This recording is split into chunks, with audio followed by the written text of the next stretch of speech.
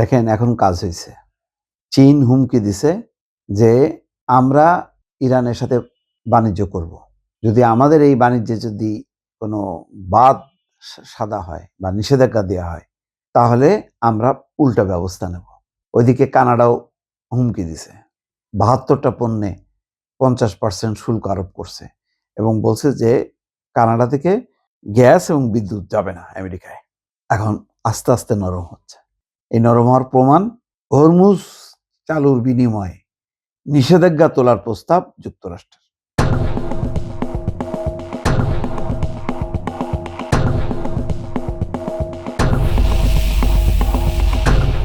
এখন তারা বলতেছে যে ঠিক আছে হরমুজ চালু করে দাও, আমরা যেই মানে বাণিজ্য এই নৌ অবরোধ করছি, যে নিষেধাজ্ঞা দিয়ে রাখছি, এটা আমরা তুলে নেব।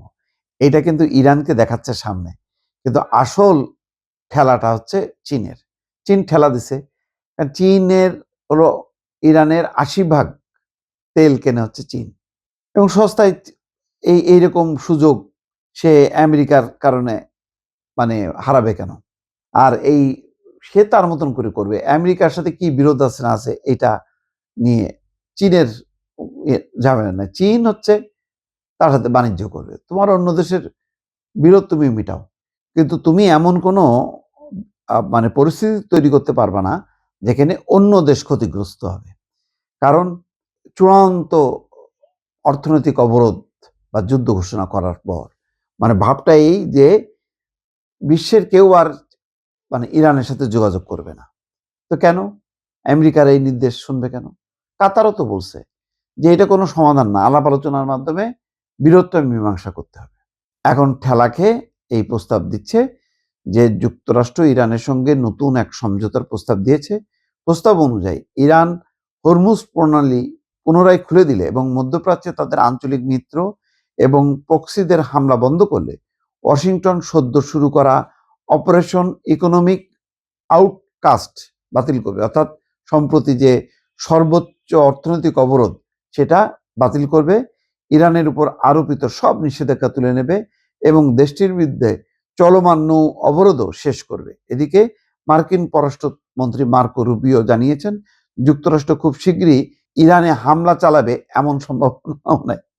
এখন আর হামলা তো দূরের কথা, হামলার কথা আর চিন্তাও করতেছে না যে ব্যয়বহুল এই হামলা করে ইরানকে কুপঘাত করা যাবে না। ৬ মাস ধরে তারা দেখছে যে ইরানকে টলানো যায়নি। সৌদি আরবের রাষ্ট্রীয় মালিকানাধীন সংবাদ মাধ্যম আল হাদাস এবং আল আরাবিয়ার বরাত দিয়ে আরব আমিরাতের সংবাদ মাধ্যম এবং ইসরায়েলি সংবাদ মাধ্যম জেরুজালেম পোস্ট এই তথ্য জানিয়েছে।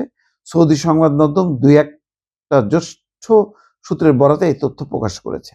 প্রতিবেদন অনুযায়ী পাকিস্তানের সেনাপ্রধান এই যে আসিফ মুনির, তিনি যে তেহরান সফর করলো সম্ভবত ওই ট্রাম্পের সঙ্গে কথা বলে ওই প্রস্তাব নিয়ে সে গেছিল, সেটাই ওই ইরানের কাছে পৌঁছায় দেন।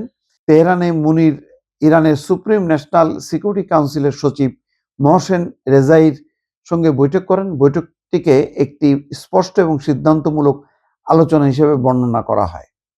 তো যাই বোঝা যাচ্ছে যে যুক্তরাষ্ট্র দেখতেছে যে এটা বিপদ, এটা তো চীনই তছনছ করে দেবে, এইটা মানবে না, আরো অন্য অন্য দেশও মানবে না, এমনকি ভারতও ইরান থেকে তেল কেনে, সেও এটা মানতে চাইবে না। তো সুতরাং এই ধরনের হুমকি ধামকি দিয়ে এটাও দেখেন, আমি আপনাদেরকে বলছিলাম যে তাদের সামরিক যুদ্ধ যেমন ব্যর্থ হয়েছে, এই অর্থনৈতিক যুদ্ধও ব্যর্থ হবে, এটা পারবে না। এটা ট্রাম্পের এই পাগলামির নীতি কেউ মানবে না, মানতে চায়ও নি। দেখেন ২ দিন যাইতে না যাইতেই এখন তারা সমঝোতার প্রস্তাব দিছে। বুঝলেন ট্রাম্পের দৌড় কত দূর।